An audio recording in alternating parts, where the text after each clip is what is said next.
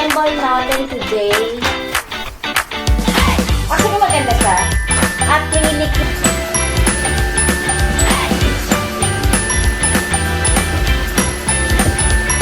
I'm always on your side. 많은 말을 헤집으며 찾은 나의 위로 언제나 너의 곁에 있을게. 나의 하루를 밝혀줄래. I'm always by your side. 너의 짐을 대신해서 짊어질. Hi guys! Welcome back to my channel. Ano ba? Kung ano oras ngayon? 12:39 na. So, 12:39 na. Kakatas ko lang kumain ng breakfast. So, ang kinain kong breakfast ngayon is ano lang, cereals and a coffee lang. Actually, di pa ubos yung ano ko. Yung coffee ko, ayan o. Hindi pa siya ubos. So, yan. Parang meron pa akong tulala something dito. Tulalay pa ano, si Jara Quacheras. Anyway, ngayon ang ginagawa ko lang is, ayun, nanonood ako ng vlog. So, yan, nood ng vlog. Then, siguro mamaya, siguro makakapag-lunch na ako nito mga past 2 p.m. na. Dahil, breakfast ko pa yun. Grabe, no? Kasi, anong nangyari pala, ito, story time na lang muna.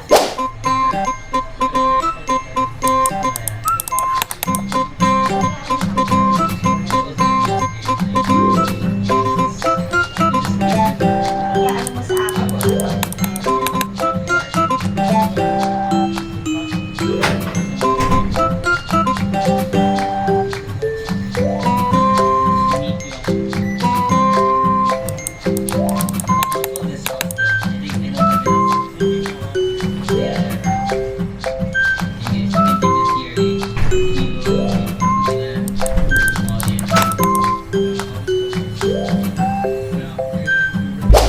Meron dumating na package, sakto. Ayan, mag-story time pa naman sana ako. Dumating na yung sa Shopee. Actually, yun nakapag-ano pa ako kay kuya kasi babayaran ko siya through GCash. Kasi alam ko kasi kapag JNT, alam ko lang kapag JNT kasi, ang pinipili ko na para mag-deliver sa amin dito, kahit na saang order. Kunyari, Shopee kasi di ba ano mo yun? Papalta mo siya kung gusto mong Shopee Express, JNT, or meron pang isa naalala ko kasi yung kuyang JNT, meron lang pinababalik sa akin, walang additional. Ito may additional. Kapag ka-transfer mo lang yung Gcash, may plus 15 pesos to. Alam ko kasi 10 pesos lang minsan yung pinapa-add. Sabi ko, babarin ko na lang mismo doon sa mismong app mo. Ayun, pinaril niya, parang ang pinadag lang sa akin is parang 12.12 peso. So, di ba, ang laking bagay din kasi nun. Kasi, naman, walang cash na. Di ba? Kung napanood niyo yung What's in My Bag, di ba, ang laman lang ng cash nun magkano lang. So, mas more on Gcash ako. So, yan, dumating siya. Ewan ko lang po yan. Ano lang yan i-unbox natin yan kailan ba? Ayan. Ang laki niya, di ba?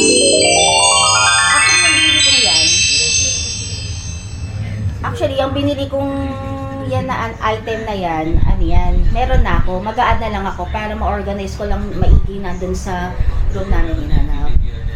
So, yun. Ayun, anyway, sa story time ko nga pala. Ayan, napag ko kayo dyan. Sa story time ko nga pala, nagising nga pala ako kaninang nakatulog na ako ng mga ano oras ba ako nakatulog? Syempre, tulog naman kami na para mga past 11 p.m. or magta-12 na tayo, vitamins. Pauti-uti yung vitamins na ginagawa ko. Vitamins sa morning para sa teeth, para kasi medyo gumagalaw-galaw daw, sabi daw ni doktora sa dentist, medyo gumagalaw-galaw na daw yung ngipin ko sa kaka-adjust, so kailangan uminom ng vitamins. So yan, inom tayo din later. Yung half ng vitamins para kay doktora naman dun sa lunch, inumin naman natin din dinner ulit. Para hindi sabay-sabay, di ba? Ayun, balik tayo dun pala sa kinukwento ko. Ayun na naman tayo. Para nakatulog ako siguro, sabihin natin mga past 12 a.m. Kasi lagi nauuna naman natutulog si Nanap sa akin. Tayo dito, nakatulog na ako. Then hindi ko alam kung bakit mga ilang days na nagigising ako ng mga past 3 a.m. Then pagising ko ng past 3 a.m. Alam niyo ba, natapos ko yung movie na Infinite Storm na naumpisahan ko before pero hindi ko siya natapos. Natapos ko na siya. Then mga parang magpa-5 na ata yun. Malapit na naman mag-alarm yung cellphone ko dahil si Nanab ay papasok na.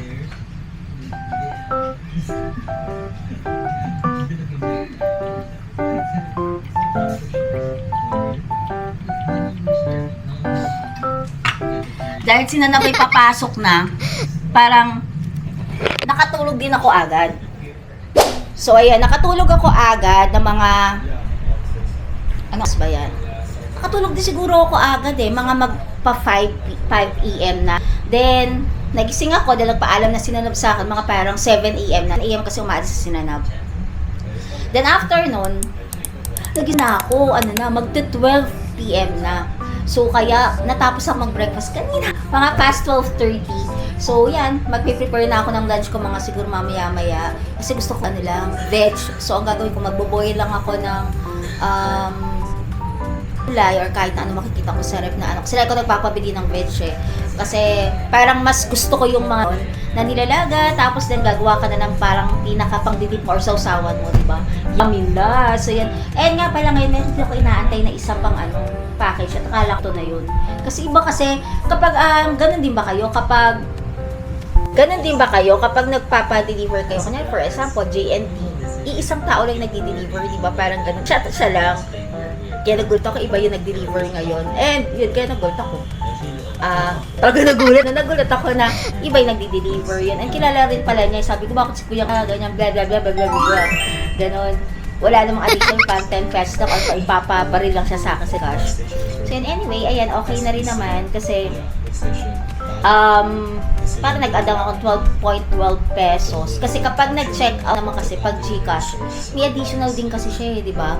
Kapag Anyway, dumating na siya at sana okay siya at hindi siya sira. Kasi pag sira, ipapa-refund na lang natin. So yun, ngayon ginagawa ko na naman. Dadala muna ako ng vlog. And later, mag-aayos ako ulit ng cabinet dahil kagabi ko pa inaayos yung cabinet sa kwarto kasi hindi na magkasya ang aming mga damit. Hindi ko alam. Pag nagpapalaundry na at dumating na yung pinalaundry namin, parang hindi ko na alam, parang hindi na kasya sa cabinet namin. So yun, sabi ko kayo na tanggalin ko na kaya yung dalawang cabinet na isa, itira ko yung isa na lang.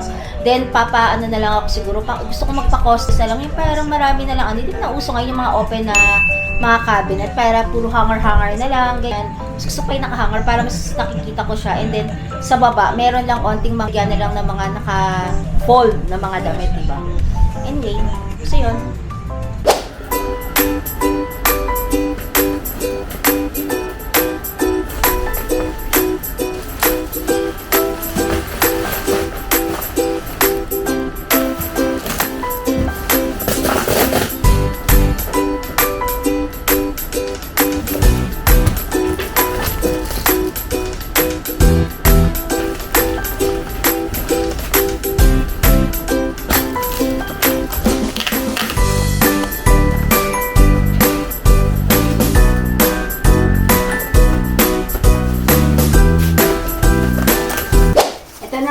Organizer. So, umorder ako ulit ng 4 kasi parang meron na akong 1, 2, 3, 4. Parang meron na akong 8 or 9 na ganitong storage dun sa may room. So, magdadagdag ako since actually, pinaglalagyan ako kasi ito ng mga colognes and perfumes ko. Pero dahil kulang na, parang ang pangit kasi nandun na sa pinakaloob ng And yung mga bags lang na kasya kasi actually itong kinuha ko lang na size parang medyo mas malitang na ote. Pero ganito kalaki. Malaki na rin naman. Pero may mga bag kasi na parang naiipit yung taas na nadi-deform siya. So, yung hindi kasya, yun ang ilalagay lang sa top niya. So, ito, bumili ako ulit ng 4. Parang ang price na ito kasi is 300 plus. So, bumili ako ulit ng 4. So, ngayon, atin naman itong iyaan. Ay, parang merong mga gas-gas. Bubuin ko na naman siya ulit ngayon. Yan. Assemble natin today. Actually, wala siya. Acrylic yung niya. Then, ngayon, meron naman siyang ayan, pinapakita na instructions. Actually, nakalagay dito, shoebox. So, depende sa inyo kung gusto nyong ilagay dito sa box na to. Then, pag nabuo siya, ganyan ang itsura niya. Ayan. Ang taga dito ko, and sobrang matibay siya. So, mura lang naman. 300 plus lang naman isang ganito. Depende sa inyo. Pwedeng shoes ang ilagay ninyo. Ako kasi nalagay ko perfume and then yung bags ko para hindi siya nakakalat, para medyo maganda naman sa room. Kung nakita niyo yung vlog ko, parang nung nakaraan na nasa room kami, nakalagay din yung mga bags ko. Pero ibang mga bags na hindi kasya, so hindi doon. Oh, yan po. Dami na namang plastics. Oy, bakit? Parang hindi kakulay itong isa. Ayan, ang pangit ng isa. Parang hindi siya kakulay. Anyway, mamaya mag-aano na lang. Magsisend na lang ako sa send kung bakit siya ganito. Bakit parang ibang itsura niya. Naninilaw siya. Plastic ang nilagay niya, hindi yung parang ganitong acrylic din nilagay niya. Yan.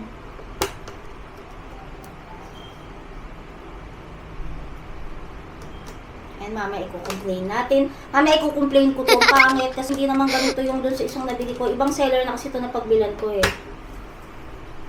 Parang plastic yung ano. Yan. Pipicturean ko na lang later. Sana siya lang ang ganito. Ay yung iba is ano.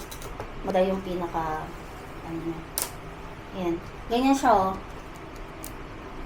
At saka hindi siya masyadong maano. Tsaka iba yung kulay niya, di ba? Ayun oh, plastic, parang madilaw. Dapat ganito ang color niya. Ito, medyo tong pangit yung ano niya.